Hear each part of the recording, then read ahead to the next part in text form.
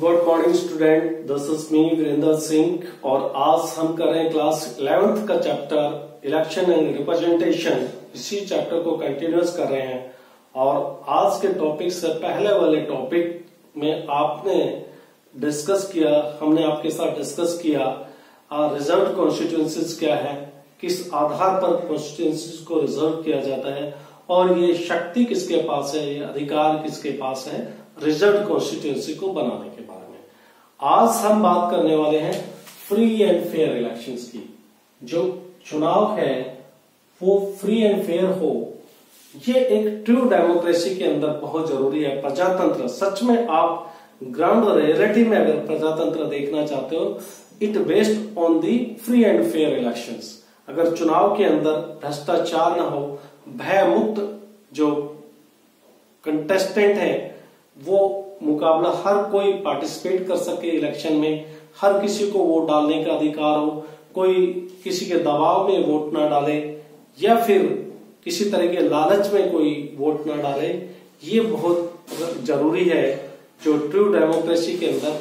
और ये जो रेस्पॉन्सिबिलिटी भारत देश के अंदर है, that is reside to conduct the free and fair elections that reside with the Election Commission of India। किसके पास है? Election commission of India.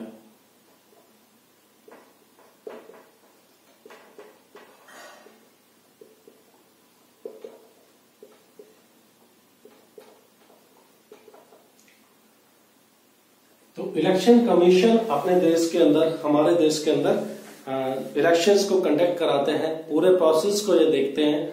और इलेक्शन कमीशन अपने आप में एक ऑटोनोमस बॉडी है। ऑटोनोमस बॉडी का मतलब आप ये समझ लीजिए एक स्वतंत्र व्यवस्था है। ये सरकार के अधीन रहकर काम नहीं करती है, कई मामलों में ये इंडिपेंडेंट है, किसी तरह का सरकार का दबाव इसके ऊपर काम नहीं करता है और इस वजह से ये किसी से इन्फ्लुएंस नहीं हो पाती है, तो अपना काम भय मुक्त रहकर कर सकती है। तो भारत के देश में इलेक्शन कमीशन काफी इंडिपेंडेंट है।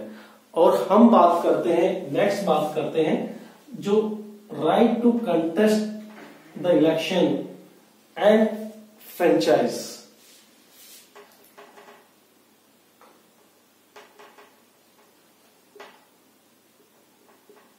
राइट टू अडल्ट फ्रेंचाइज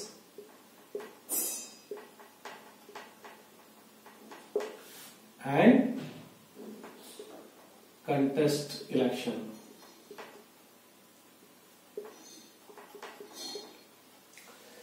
तो एडल्ट फ्रेंचाइज की बात करें भारत देश के अंदर, ये जो अधिकार है हम कई मायनों में देखें तो अमेरिका और फ्रांस से भी आगे निकल पड़े हैं। अगर आप 9th क्लास के द फ्रेंच रिवॉल्यूशन के बारे में पीछे जाकर थोड़ा देखें, याद करें, ये नहीं बोलना कि हम भूल गए, हम अभी 11th क्लास में हो गए हैं, 9th क्लास का हमें कुछ याद नहीं है। हिस्ट्री में द फ्रेंच रिवॉल्यूशन में हमने पढ़ा था कि वहां पर जो इलेक्शंस होते थे, जो 1791 के अंदर जो कॉन्स्टिट्यूशन बना, जो 1789 में फ्रेंच रिवॉल्यूशन आया और उसके बाद में जो कॉन्स्टिट्यूशन बना, उस कॉन्स्टिट्यूशन के अंदर भी जो वीमेन्स को एक पैसिव सिटीजन माना गया था, उनको वोट डालने का अधिकार नहीं दिया गया था। और दूसरी तरफ लार्जेस्ट डेमोक्रेसी की अगर बात करें, अमेरिका भारत के साथ में माना जाता है ऐसा, भारत और अमेरिका विश्व में दो बड़े प्रजातंत्र हैं।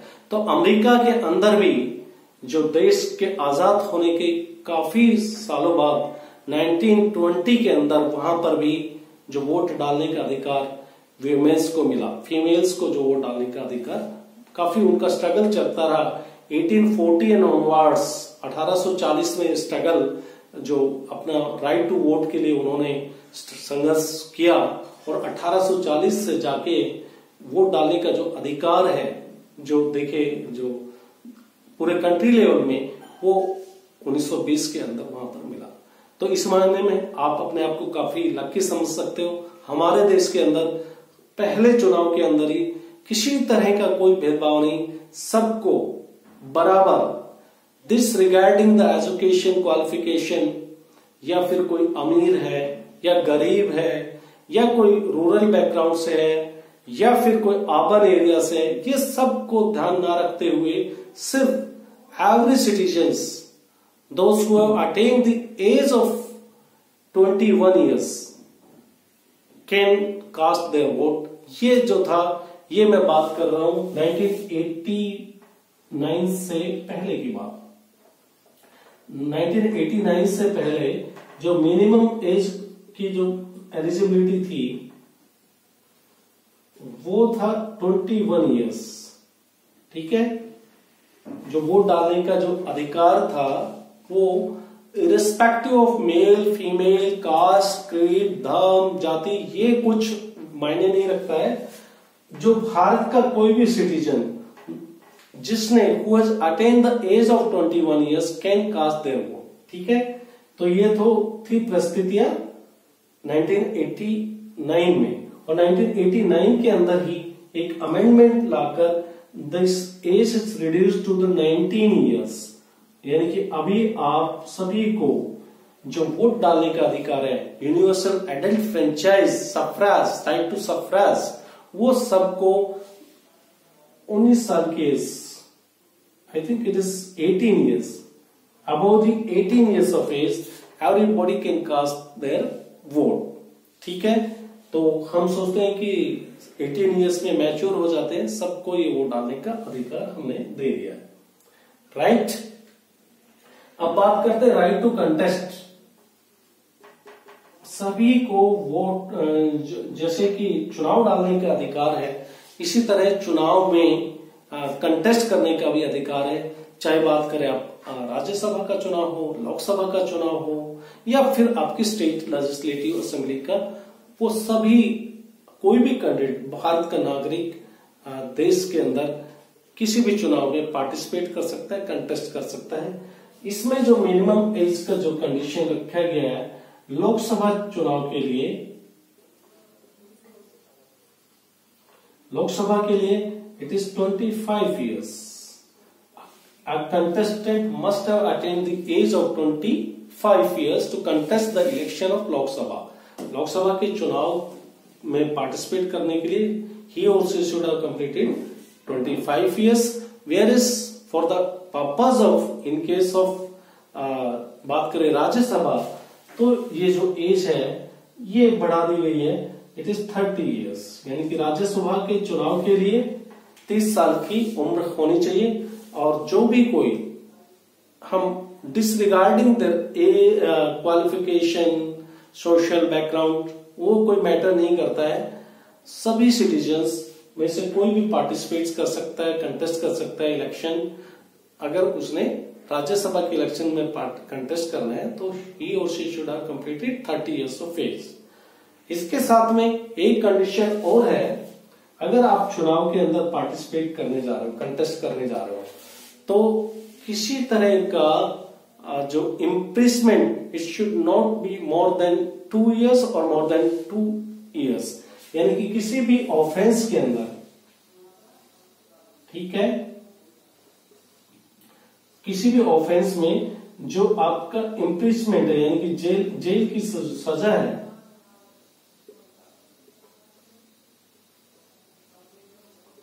ये 2 साल या इससे ज्यादा नहीं होने चाहिए। अगर इफ कोई पर्सन कन्विक्टेड किया जाता है, एक्यूज्ड है, और उसको जो सजा है 2 साल या इससे ज्यादा मिली है, देन ही और she will be disqualified for the purpose of contesting the election of Lok Sabha. तो ये जो कुछ है, जो सर्टेन कंडीशंस हैं जिनको फुलफिल करना होता है। अदरवाइज सभी, आप किसी भी चुनाव क्षेत्र से, आप हरियाणा के होते हुए आप जाकर पंजाब में विधानसभा का इलेक्शन कंटेस्ट कर सकते हो, आप चाहें तो असम में जाके कंटेस्ट कर सकते हो, या फिर असम से कोई कैंडिडेट आकर हरियाणा से, आपके सामने बहुत सारे एग्जाम्पल हैं जो हरियाणा के सिटीजन, हरियाणा के होते हुए वो दिल्ली के चीफ मिनिस्टर बने हुए हैं। तो ये एक अपने आप में अपने देश की खूबसूरती है, कॉन्स्टिट्यूशन की खूबसूरती है कि कॉन्स्टिट्यूशन के जो फाउंडिंग फादर्स थे वो किसी के साथ किसी तरह का कोई डिस्क्रिमिनेशन नहीं किया गया इस आधार पर कि कोई कास्ट के आधार पर या फिर फाइनेंशियल पोजीशन, जैसा कि आपने देखा फ्रेंच रिवॉल्यूशन के दौरान कुछ जो एक्टिव सिटीजन्स उन्हीं को माना गया जिनके पास कुछ पैसे या कितने दिन की पेमेंट जो है पगार वो सरकार को दे सकते थे। ऐसा भारत के अंदर नहीं है। और इसी के बाद में हम फिर नेक्स्ट जो फ्री एंड फेयर इलेक्शंस में अभी आज हमने बात किया right to adult franchise and to contest elections, कि इस हर एक को चुनाव में पार्टिसिपेट करने का अधिकार है, कंटेस्ट करने का अधिकार है सभी तरह के चुनाव में, चाहे राष्ट्रपति के चुनाव। हालांकि कुछ कंडीशंस रखी गई हैं ताकि serious candidate can contest the elections.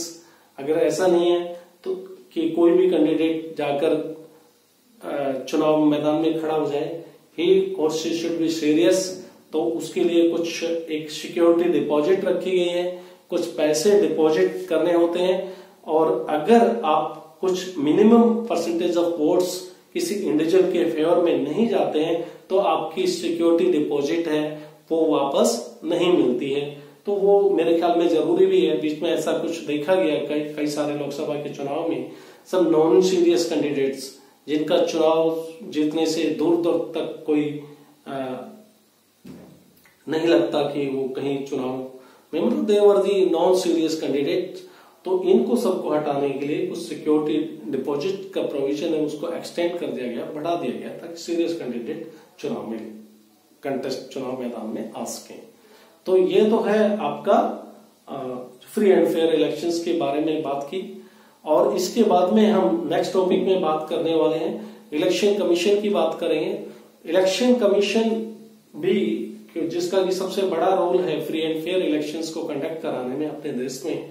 उसके बाद में हर डेमोक्रेटिक कंट्री में चाहे किसी तरह से भी आपने कोई भी सिस्टम मेथड अपनाया हो, देयर आर ऑब्वियस कुछ प्रॉब्लम्स रहती हैं, तो उनका सॉल्यूशंस के लिए चुनाव सुधार की इलेक्टोरल रिफॉर्म्स की आवश्यकता होती है, तो उसके बारे में डिस्कस करेंगे। लेकिन आज का यही टॉपिक हम यहीं पर समाप्त करते हैं। नेक्स्ट टॉपिक के साथ फिर दोबारा मुलाकात होती है, तब तक के लिए good bye, stay home, stay safe, thank you.